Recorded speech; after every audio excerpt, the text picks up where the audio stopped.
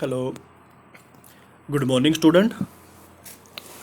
आज हम आपके लिए +2 क्लास का जो थर्ड चैप्टर हमारा अलजेब्रिक ऑफ मैट्रिक्स है, अलजेब्रा ऑफ मैट्रिक्स के बारे में डिस्कस करने वाले हैं। और आपके लिए फर्स्ट चैप्टर्स है और शुरुआत यहीं से होती है। तो उम्मीद करूंगा कि आप लोग इस एक्सरसाइज को या इस वीडियोस को जो आपको प्रोवाइड कराई जा रही है इसको बड़े ध्यान से देखना, क्योंकि यहाँ से आप लोगों का जो है एक बेस से चलने वाला और बड़ी आसान सी एक्सरसाइज है जो सभी के नॉर्मली समझ में आ जाएगी। तो शुरू करते हैं अपने टॉपिक में। सबसे पहले हम बात करने वाले हैं, जैसे चैप्टर का नाम क्या है, अलजेब्रा ऑफ मैट्रिक्स।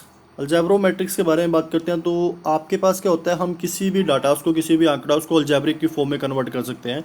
आज की इस वीडियो का जो टॉपिक रहेगा वो सारे का सारा आपको अलजेब्रा ऑफ मैट्रिक्स के बारे में जो इंट्रोडक्शन है वो कराना रहेगा। और ये इंट्रोडक्शन की जो वीडियो है ये आप लोगों के लिए बहुत इंपॉर्टेंट है, क्योंकि ये प्रैक्टिकल क्वेश्चन के व्यू से बहुत ज़्यादा ही आप लोगों के लिए इंपॉर्टेंस रखेगी। तो सबसे पहले बात करते हैं कि अलजेब्रा ऑफ मैट्रिक्स के बीच में हमारे पास सबसे पहले जो मैट्रिक्स आती है इसी के बारे में बात करते हैं। कि देखो, अलजेब्रिक तो आप समझते हो, हम +2 में इसको करके आए हैं, लेकिन बात करते हैं मैट्रिक्स की। अलजेब्रिक सारे का सारा जो अलजेब्रिक डाटा होता है उसको मैट्रिक्स में कैसे कन्वर्ट किया जाए, मैट्रिक्स होती क्या चीज़ है एक्चुअल में, तो उसके बारे में बात करने वाले हैं।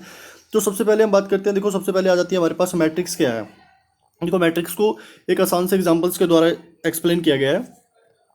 लेट अस अज्यूम डैट, कुछ मानते हैं कि जो रेहान है, रेहान के पास 8 बुक्स हैं और 5 पेंसिल्स हैं। रेहान के पास 8 बुक्स हो जाती है और 5 पेंसिल्स हैं। ऐसे ही दूसरा पर्सन है ऋषभ, जिसके पास 6 बुक्स हैं और 7 पेंसिल्स हैं।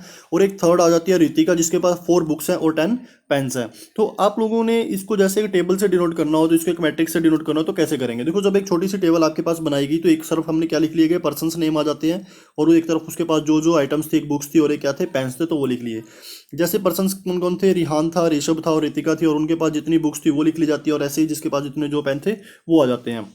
तो ये तो क्या था, उस डाटा को एक सिंप्लीफिकेशन, मतलब एक आसान सा तरीके से बनाने के लिए परफॉर्म किया गया था। उसके बाद जो हमारे लिए इसके बीच में इंपॉर्टेंट आता है वो क्या चीज़ है, कि जैसे अब देखो, हमने यहाँ पे मेन लाइन जो हमारे पास यह है वो ये देखनी है, जो हॉरिजॉन्टल लाइन होती है उसको क्या बोला जाएगा आपके पास, रो। और जो वर्टिकल लाइंस होती है उसको क्या बोला जाएगा, कॉलम। इसको मैं बताऊंगा मैट्रिक्स के हिसाब से कैसे करना है। तो आप लोगों ने याद क्या रखना है कि जो हॉरिजॉन्टल लाइन होती है, जैसे एक हमारा जो अर्थ है, अर्थ का जो सरफेस होता है, जैसे ये प्लेन एरिया होता है, इसको हम हॉरिजॉन्टल बोलते हैं। ये हमारे पास आ जाएगी हॉरिजॉन्टल लाइन। तो इसका मतलब जो रो है वो कैसे होगी, इस प्रकार से। तो ये रो के लिए सिंबल हो जाता है कि हमारे पास जो रो रहेंगी वो कैसी हो जाएंगी, जो इस लाइन से जो आएंगी वो क्या कहलाएंगी, रो।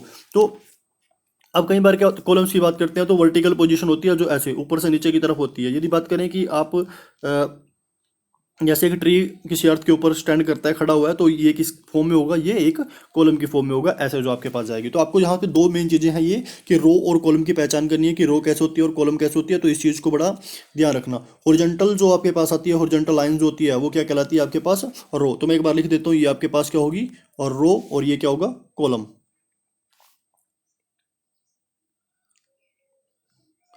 तो सबसे पहले तो स्टूडेंट आप लोगों को ये पता होना चाहिए कि रो और कॉलम होता क्या चीज़ है। यही हमारे पास आगे क्वेश्चन में जाके बहुत ज़्यादा इंपॉर्टेंस इसकी रहेगी। देखो, अब आपके पास ये क्या था, जैसे यहाँ पे एक टॉपिक आया था कि जो आपके पास है बुक्स है वो 8, 6 और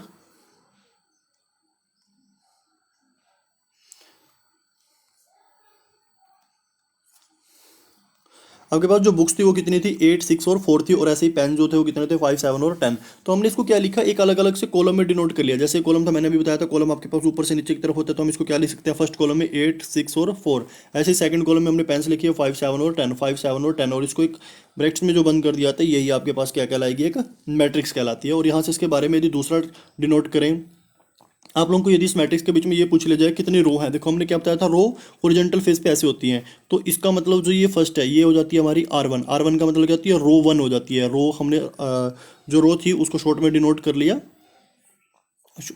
शॉर्ट में मतलब उसको ऐसे लिख लिया कि रो को हम R1 मान लेते हैं, या R लिख लेते हैं, और कॉलम को C मान लेंगे।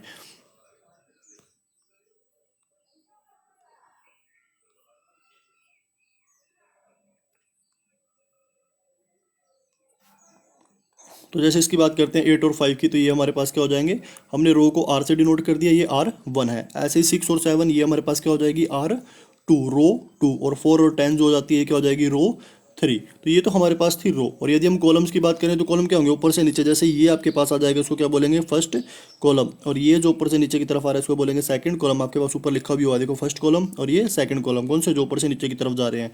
और उसके बाद जो हमने अभी अभी डिनोट किए थे, जो हॉरिजॉन्टल फेस पे जाते ऐसे जाते हैं, तो ये सारी सारी कौन सी होगी, रो फर्स्ट, और ये रो सेकंड, और ये रो थर्ड्स। तो उम्मीद करते हैं कि यहाँ तक आपको समझ में आ गया होगा कि एक मैट्रिक्स होती क्या है। उसके बाद आगे चलते हैं। ये सिर्फ एक आपके पास सिंपलीफिकेशन था कि मैट्रिक्स होती क्या चीज़ है। उसके बाद कुछ टॉपिक्स हमारे पास आता है कि मैट्रिक्स है जैसे, तो मैट्रिक्स के बीच में क्या होता है, कुछ ऑर्डर्स होते हैं। ऑर्डर कौन से, एम और एन के फॉर्म में होते हैं। वो कैसे होते हैं, जो अभी अभी हम पीछे एक मैट्रिक्स बना के आए हैं। याद रखना कि जो जैसे पीछे चलते हैं थोड़ा सा, हम इसका एक ऑर्डर लिखते हैं। ऑर्डर का मतलब होता है इसके यहाँ पे लिखा जाता है, जिसको हम एम मल्टीपल बाई एन लिखते हैं। तो आपने एम क्या रखना है, जो एम होता है, एम को हम याद रखते हैं, एम हमारे पास रो के लिए डिनोट किया जाता है। और रो कौन सी है, जो अभी अभी हम बात करते हैं हॉरिजॉन्टल फेस की।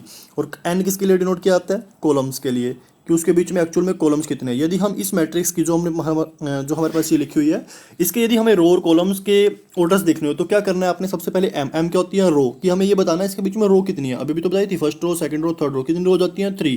तो इसका जो ऑर्डर रहेगा पूरी मैट्रिक्स का, वो क्या रहेगा, पहले एम मल्टीपल बाय एन लिखना होता है। और एम रो होती है, तो रो कितनी है इसमें, 3, मल्टीपल बाय ऐसे ही आएगा। एन की बात करते हैं तो एन होते हैं कॉलम, और कॉलम कितने हैं इसके बीच में, फर्स्ट ये था और सेकंड ये था, तो 2 कॉलम्स हो जाते हैं, तो क्या आ जाएगा, 2। यानी कि इसका जो ऑर्डर है वो क्या हो जाएगा, 3 मल्टीपल बाय 2। बस यही ऑर्डर होता है आपके पास, जो क्या करता है एक मैट्रिक्स के टोटल एलिमेंट्स को दिखाता है कि उसके बीच में कितने एलिमेंट्स हैं। तो हमारा जो मेन मकसद था वो इस मैट्रिक्स के बीच में यही चीज़ बताना था यहाँ पे, कि आपके पास क्या लिखा हुआ है। कहता है देखो, a set of M dot N numbers arranged in the form on an ordered set of m row each consistent of n numbers is called m multiple by n matrix and is raised m by n matrix और matrix of order m by n। तो ये क्या कहता है कि एक matrix के बीच में जितने भी नंबर m की फॉर्म में होते हैं, सारे के सारे रो को डिनोट कर रहे होते हैं, और जो n होते हैं वो कॉलम्स को डिनोट कर रहे होते हैं। और जब हम उसको m by n लिखते हैं तो वो आपके पास क्या होता है, एक मैट्रिक्स का ऑर्डर की फॉर्म में आते हैं। जिसमें से कुछ ज़्यादा आपको इंपॉर्टेंट है जो वो नहीं करना है, मतलब इतना इंपॉर्टेंट इसके बीच में नहीं रहता। सिर्फ आप लोगों को ये याद रख लेना है कि ऑर्डर होता क्या चीज़ है। एम मल्टीपल बाय एन की फॉर्म में होता है, और एम जो होती है वो रो होती है, और एन जो होती है वो कॉलम होती है।